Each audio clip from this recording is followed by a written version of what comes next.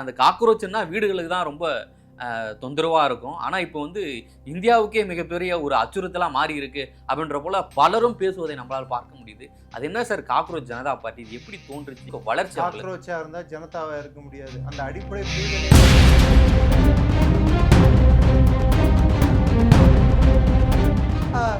தேச விரோத சிடிகே கரப்பான் தேச விரோத கட்சி. நல்லா இருக்க பேரு மெரிபா பன்னீர் சோடா. I trust மெரிபா. இதுல எங்க தெரியுமா நான் வந்து ஒரு ஒரு என்ன சொல்றது, ஒரு கீழ்த்தனமான ஒரு போக்க பாக்குறேன்.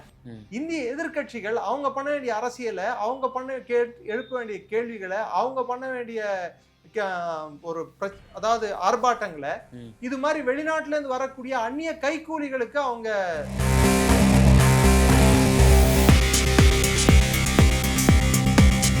இந்தியாவின் முதல் பிரதமரின் பேரில் நிறுவப்பட்ட பல்கலைக்கழகம். முதல் இல்ல, இரண்டாவது பிரதமர். முதல் பிரதமர் நேதாஜி.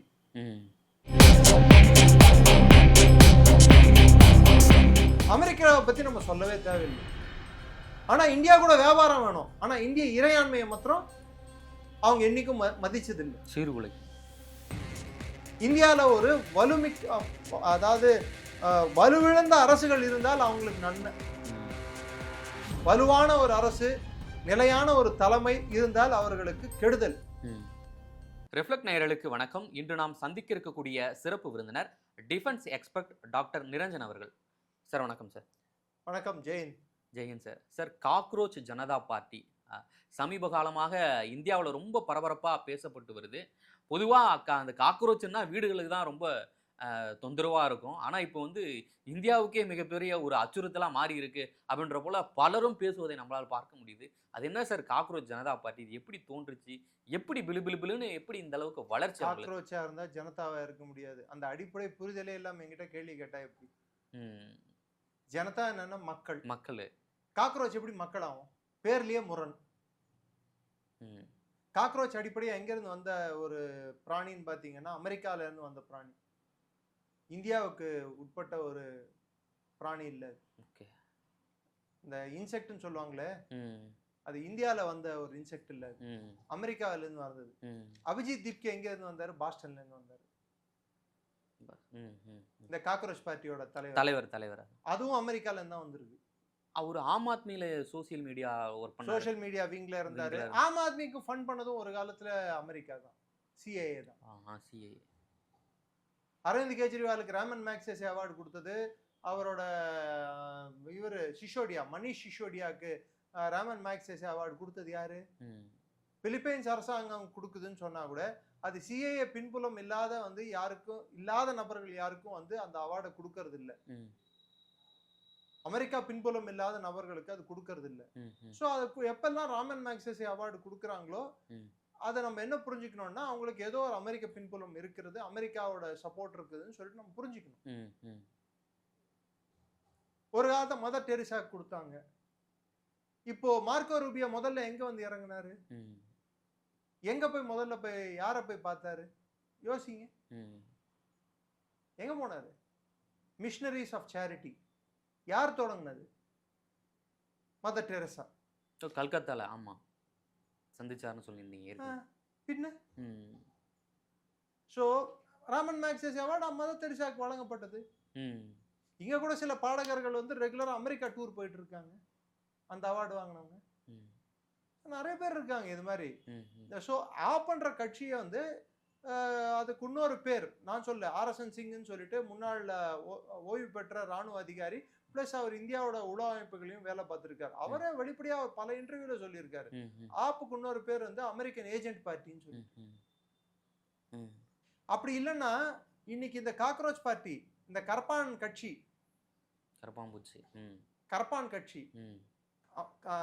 கரப்பான்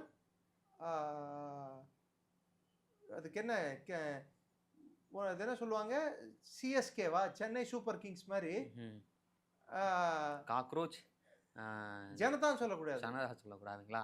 ஓகே, ஜனதா சொல்லக்கூடாது. வேற ஏதாவது யோசிங்க, நல்ல திறன்பட யோசிச்சு அதுக்கு ஒரு தலைப்பு வைங்க. காக்ரோச்சுக்கு கரோனா பார்ட்டின்னு வச்சுக்கலாம். கரப்பான் கட்சி நடுவுல எஸ்க்கு ஏதாவது பேர் வைக்கணும். தேச விரோத சிடிகே, கரப்பான் தேச விரோத கட்சி. நல்லா இருக்க பேரு. சரி, இந்த இதுல யார் வந்து அதிகமா இருக்காங்க? ஆப்போட குஜராத் யூனிட், அவங்களுக்குன்னு வெப்சைட் இருந்தது. அந்த வெப்சைட் ஒரே நாள்ல வந்து கரப்பான் கட்சியோட வெப்சைட்டா மாறிடுச்சு. வெஸ்ட் பெங்கால் ஆப்போட வெப்சைட் வந்து கரப்பான் கட்சியோட வெப்சைட்டா மாறிடுச்சு. பாலஸ்டைன்ல இருந்து 1 மில்லியன் 1 மில்லியன் ஜாயின் பண்ணிருக்காங்க கரப்பான் கட்சியில. இல்ல இது உண்மையா சார்? ஏன்னா இந்தியர்கள் ஆதரவை விட அவங்களோட ஃபாலோவர்ஸை விட வெளிநாட்டுல இருந்து அதிக துருக்கியில இருந்து followers. துருக்கியில இருந்து சேர்ந்திருக்காங்க, பாகிஸ்தான்ல இருந்து சேர்ந்திருக்காங்க.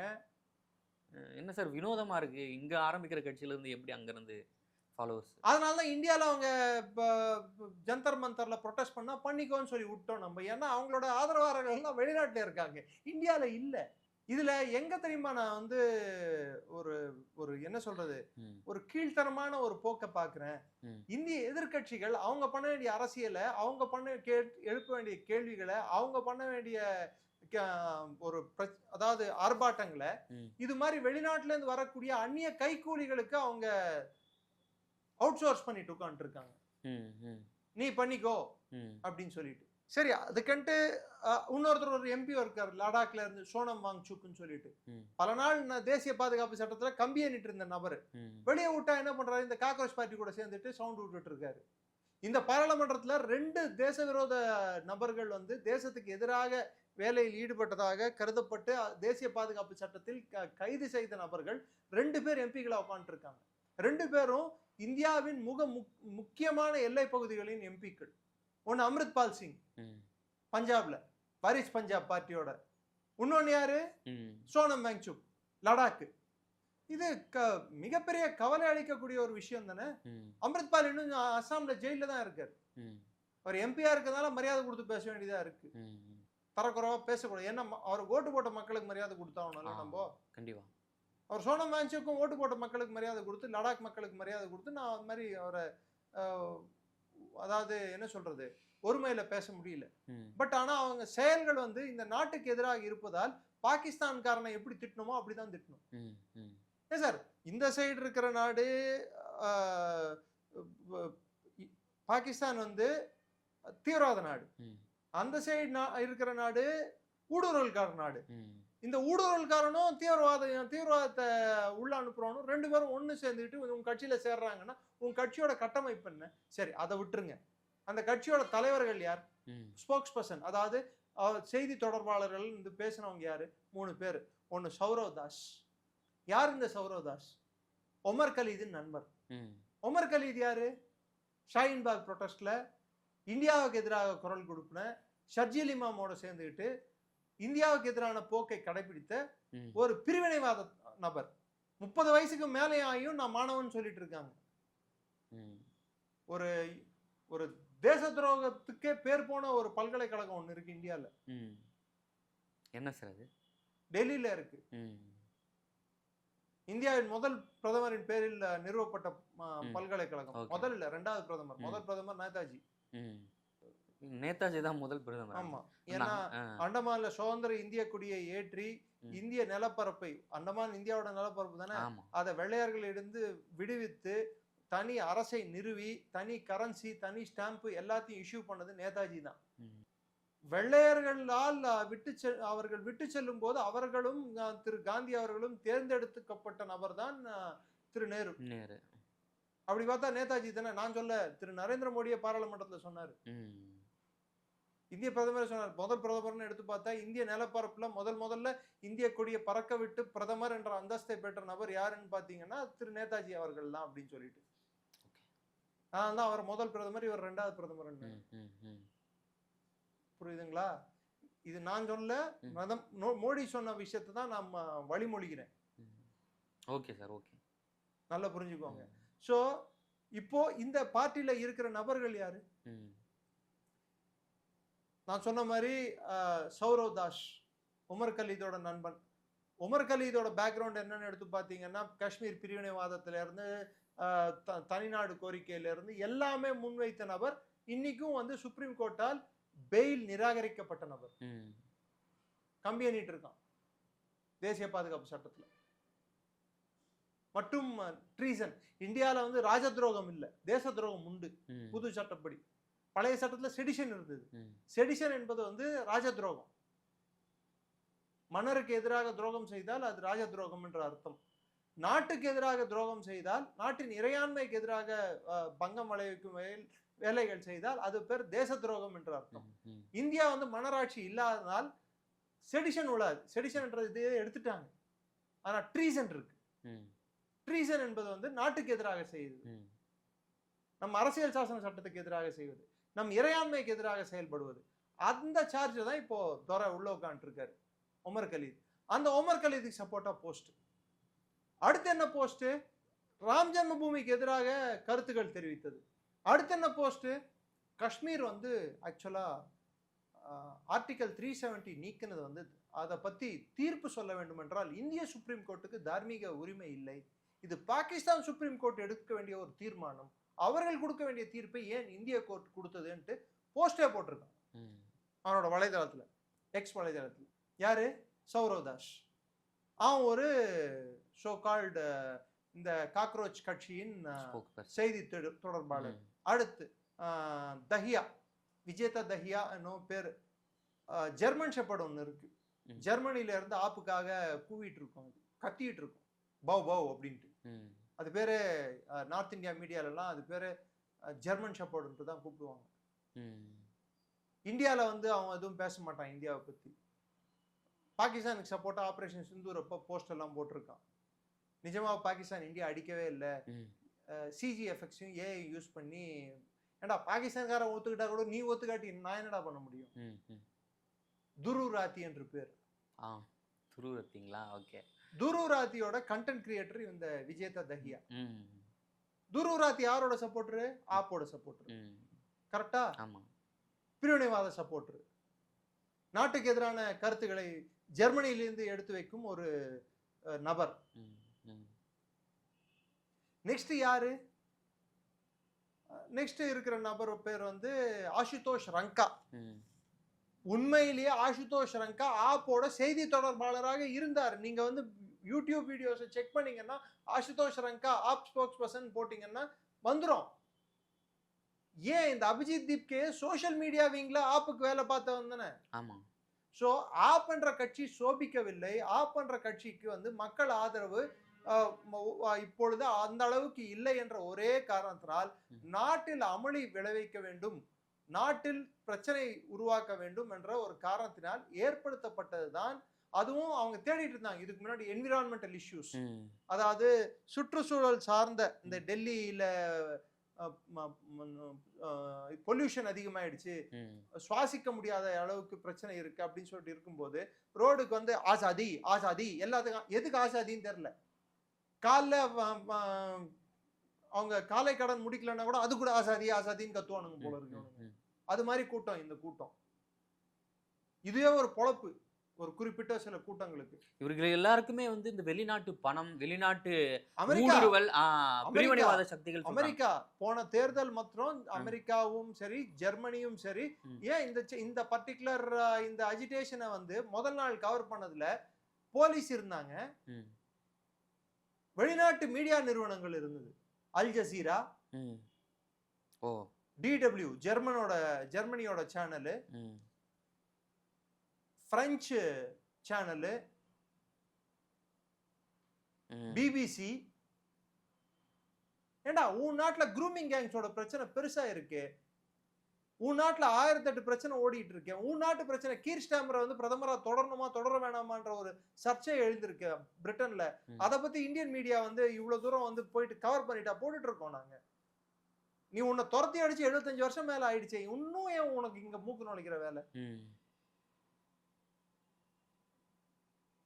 ஒரு பக்கம் பிரான்ஸ் அரசு இந்தியாவுக்கு ரஃபேல் பிளேன் விற்கணும்னு சொல்லுது, இன்னொரு பக்கம் இது மாதிரி இந்தியாவுக்கு எதிரான நிலைப்பாடு கொண்ட நபர்களுக்கு வந்து அவங்க சில நேரத்தில் அந்த பிரெஞ்சு சேனலே வந்து என்ன சொல்லும், காஷ்மீர் தீவிரவாதிகளை வந்து துப்பாக்கி ஏந்திய போராளிகள் என்று வர்ணிப்பாங்க.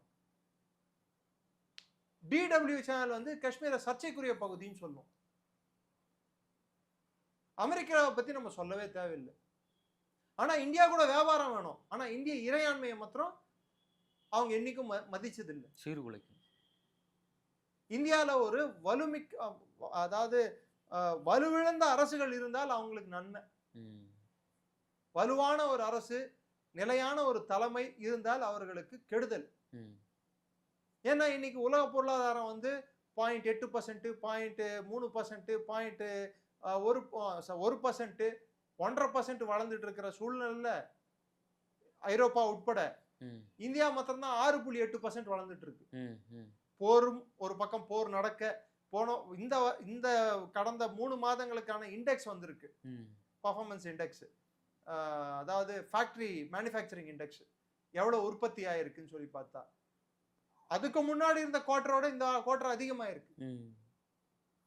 ஸோ இண்டஸ்ட்ரி ஒன்றும் படுத்துக்கல, பொருளாதாரம் படுத்துக்கல. உலகத்துல எங்க பார்த்தாலும் வந்து விலைவாசி உயர்வு அதிகமாயிருக்கு.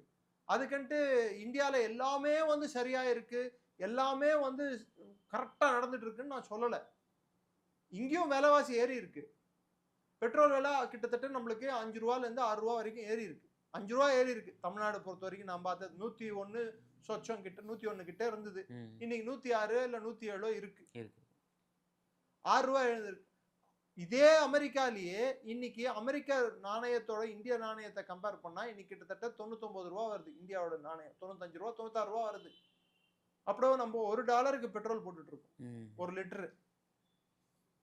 அவங்க எவ்வளவு தெரியுமா போடுறாங்க? ஒரு கேலன் 4 லிட்டர் கிட்ட வந்துடும். 4 லிட்டர் பெட்ரோல் வந்து $6 போடுறாங்க. அப்ப எவ்வளவு வருது? இந்திய விலையோட அதிக. இத்தனைக்கு அமெரிக்கா எண்ணெய் உற்பத்தி, இது பல வாட்டி சொல்லிட்டேன், கச்சா எண்ணெய் உற்பத்தி பண்ற நாடு. நம்ம இங்க உள்நாட்டிலேயே உற்பத்தியை அதிகரிச்சிருக்கோம். பிளஸ் மற்ற நாடுகள் கூட உடன்பாடுகள் மூலமாக நமது எண்ணெய் போக்குவரத்தை வந்து சீர்படுத்துவதற்கான வழிமுறைகளை நாடி இருக்கோம். இப்போது வெனிசுவேலாவோட டெல்சி ரெட்ரிகியூஸ், வெனிசுவேலாவோட அதிபர் இந்தியாவுக்கு வந்திருக்காங்க. நீங்க வெனிசுவேலா ஆயில நம்ம வந்து நமது சுத்திகரிப்பு திறனை வைத்து நம்ம வந்து உலகத்துல பல்வேறு நாடுகளுடன் எங்கெல்லாம் பிரச்சனைக்குரிய பகுதிகள்ல இருந்து நம்மளுக்கு எண்ணெய் வந்துட்டு இருக்கோ அதை தவிர்த்து மற்ற நாடுகள் கிட்ட இருந்து எண்ணெய் வாங்குறதுக்கான வழிமுறைகளை தேடிட்டு இருக்கோம். சரி, இப்ப இவங்க ஸ்டார்ட் பண்ண பிரச்சனை என்ன? கல்வி சரியா இருக்கா, கல்வி சார்ந்த பிரச்சனைகள். நீட் பேப்பர் 2வது முறை லீக் ஆனது, ஆமா இது ஒரு பிரச்சனைக்குரிய விஷயம் தான். மாணவர்கள் மீது அழுத்தம் அதிகமாக இருக்கிறது. இதற்கான தீர்வு யோசிக்கப்பட வேண்டிய ஒன்று. கல்வி அமைச்சகம் வந்து அவங்க பண்ற வேலைகள்ல சில நேரங்கள்ல அரசியல் சார்ந்த கண்ணோட்டத்துடன் தான் முடிவுகளை எடுக்கிறாங்க. இப்ப இந்த பிரச்சனை வந்துட்டா பாராளுமன்றத்துல கேள்வி எழுப்பப்படுமோ, இப்ப இதை அமல்படுத்தினா அது கேள்வி எழுப்பப்படும், அப்படியெல்லாம் பயப்படக்கூடாது. பாதுகாப்பு, கல்வி இதெல்லாம் வந்து மக்களோட மேம்பாட்டுக்கு சார்ந்த விஷயம், அவர்களோட பாதுகாப்பு சார்ந்த விஷயம். இந்த விஷயங்கள் எல்லாம் வந்து எதிர்கட்சிகள் கேள்வி எழுப்போன்னு பயந்தாங்கன்னா அடுத்த தலைமுறை பாதிக்கும். இப்போ நீட்ல வந்த பேப்பர் லீக் வந்து இவங்க ஒரு காரணமா வச்சு அஜிடேஷனை ஸ்டார்ட் பண்றாங்க. அதுல வந்து அது மாத்திரமே காரணமா வச்சு அஜிடேஷனை ஸ்டார்ட் பண்றாங்க. இப்போ என்ன கேட்கறாங்க? தர்மேந்திர பிரதான் அவர்கள் வந்து பதவி விலகணும்னு சொல்லிட்டு. சரி, உனக்கு என்ன வந்தது? நீ இந்த நாட்டுல வந்து தேச துரோக குற்றத்துக்காக தேடப்பட்ட குற்றவாளி, நீ அமெரிக்காவுக்கு ஓடின. பாஸ்டன்ல இருந்து 6 லட்சம் ரூபாய் சௌரவ் தாஸுக்கு பணம் வந்திருக்கு. பாஸ்டன்ல தான் அபிஜித் தீப்கேவும் இருந்தான். அவனோட செய்தி தொடர்பாளர் இருந்தது பாஸ்டன், இந்தியால இருந்தாலும் அபிஜித் தீப்கே இருந்தது வந்து பாஸ்டன் யூனிவர்சிட்டியில. அவனுக்கு பணம் வந்தது அங்கிருந்து தான் வந்திருக்கு. அப்ப யார் இவங்களை ஃபண்ட் பண்ற? இந்த ஆசாதி கும்பலும் இந்த பிரிவினைவாத சக்திகளும் அல்ட்ரா லெஃப்ட் குரூப்ஸும் பிளஸ் இது மாதிரி ஆப் போன்ற அமெரிக்கன் ஏஜென்ட் பார்ட்டி அப்படின்னு சொல்லி அழைக்கப்படும் கர்னல் ஆர்எஸ்என் சிங்கால் அழைக்கப்பட்ட இது மாதிரி கட்சிகளும் இவங்க தான் வந்து இதை முன்வைக்கிறாங்க. இந்த ஆர்ப்பாட்டத்தை. ஆர்ப்பாட்டத்தின் நோக்கம் ஆட்சியை மாற்றதோ இல்ல அகற்றதோ இல்ல ஒரு மந்திரியை ரிசைன் செய்ய வைப்பதோ அப்படின்னு பாத்தீங்கன்னா அது நடக்காது. ஆனா இந்த ஆர்ப்பாட்டத்தின் நோக்கம் கல்வி முறையை மாற்றுவதும், கல்வி திட்டத்தை, அதாவது இப்ப இருக்கக்கூடிய கல்வி திட்டத்தையோ இல்ல இப்ப இருக்கக்கூடிய எப்படி நம்மளோட இது எக்ஸாம்ஸ் தேர்வுகள் நடத்தப்படுதோ அதோட முறைகேடுகள் இல்லாம சீர்பட எப்படி பண்ணணும்னு சொல்றது. அதுக்கு நீங்க ஐடியா கொடுங்க. ஆர்ப்பாட்டம் பண்றீங்கல்ல, படிச்சிருக்கீங்கல்ல, ஐடியா கொடுங்க. இப்போ நெட் எக்ஸாம் நடக்குது, யூஜிசி நெட் எக்ஸாம் எல்லாமே ஆன்லைன் முறையில தான். நீங்க போய் ஒரு கம்ப்யூட்டர்ல உட்கார்ந்தீங்கன்னா அந்த கம்ப்யூட்டர்ல ஓபன் ஆகும். கம்ப்யூட்டர் பேப்பரே இல்லாத ஒரு சிஸ்டம் எடுத்து வந்திருக்காங்க. அது அந்த டைமுக்கு தான் வந்து அவங்க ஸ்கிரீன்ல காட்டும் கொஸ்டின் பேப்பர். அது மாதிரி ஒரு முறை எடுத்துட்டு வர போறதா அரசாங்கம் தெரிவிச்சிருக்கு. ஸோ பிளஸ் இந்த அரசாங்கம் வந்த அப்புறம் நான் பார்க்குற ஒரு பிரச்சனை நிகர்நிலை பல்கலைக்கழகங்களை வளர விட்டது. அதை வந்து நெறிப்படுத்த வேண்டிய, சரிப்படுத்த வேண்டிய கட்டாயம் இந்த அரசுக்கு இருக்கிறது. ஓகே, இதெல்லாம் அரசு செய்ய வேண்டிய, துரிதமாக செய்ய வேண்டிய வேலை. ஏன்னா இளைஞர் சமுதாயம் அதிகம் இருக்கக்கூடிய நாடு இந்தியா. இங்க இந்த பிரச்சனைகளை, இந்த மக்கள் சார்ந்த பிரச்சனைகளை அரசு வந்து துரிதமாக செயல்பட வேண்டும். கடைசியில எதிர்கட்சிகள் தன் வேலைகளை மற்றவர்கள் செய்ய வேண்டும், அவர்களால் இவர்கள் லாபம் அடைய வேண்டும் என்று நினைத்தால் அது நடக்க போவதில்லை. அதற்கு உதாரணம் ஜந்தர் மந்தர்ல இதே காங்கிரஸ் அரசு காலத்துல ப்ரொடெஸ்ட் நடந்தது. அண்ணாச்சாரிய ப்ரொடெஸ்ட். நடுராத்திரில போலீஸை விட்டு அவங்களை கலைச்சு விட்டாங்க. யாருமே எதிர்த்து பேசுறவங்களை வந்து அடக்குமுறை கொண்டு அடக்கணும்னு நினைச்சாங்கன்னா அவங்க ஹீரோ ஆயிடுவாங்க. இங்க கூட தமிழ்நாட்டுல ஒரு பிரபல பத்திரிகையாளர், சுழற்ற பத்திரிகையாளர் ஒருத்தர் இருந்தாரு. அவர் எழுப்பின பிரச்சனைகள் சரியோ தவறோ, ஆனா அவர் எடுத்துட்டு போய் தேசிய பாதுகாப்பு சட்டத்துல போடுற அளவுக்கு அவர் ஒன்றும் குற்றவாளி இல்லை, போட்டாங்க. அதனால ஆட்சி கெட்ட பேர் வந்ததா இல்லையா? போன ஆட்சிக்கு அது பண்ணக்கூடாது. ஒரு வரமுறை இருக்கு. அந்த த்ரெஷோல்ட் லிமிட், அந்த அளவை தாண்டாதான் நீங்க கைது பண்ணலாமே தவிர அதுக்கு முன்னாடி கைது நடவடிக்கை என்பது தேவையற்றதாக பார்க்கப்படும் ஒரு விஷயம். இப்போ அபிஜித் தீப்கே வந்து அஜிடேஷன் பண்ண வந்தான். போராஜா நீ போய் ஜந்தர் மந்தர்ல அஜிடேஷன் பண்ணு. அங்க காயிற 40 டிகிரி வெயிலுக்கு மயக்கம் போட்டு விட்டான். முடிஞ்சு போச்சா? கதை முடிஞ்சிருச்சா? ஃபிளாப் ஆயிடுச்சா ஷோ? இந்த பெங்கால்ல தோத்த மம்தா பானர்ஜியும் மற்றவர்களும் வந்து இவர்களால், அபிஜித் தீப்கேவால் இவர்கள் ஆட்சி பிடித்தர முடியும் என்றால் அது நடக்க போவதில்லை, நடக்கவும் கூடாது. மிக்க நன்றி சார். நேரில் வந்து பல்வேறு தகவலை. நன்றி, ஜெயந்த். நன்றி sir. Meriba Paneer Soda. I trust Meriba.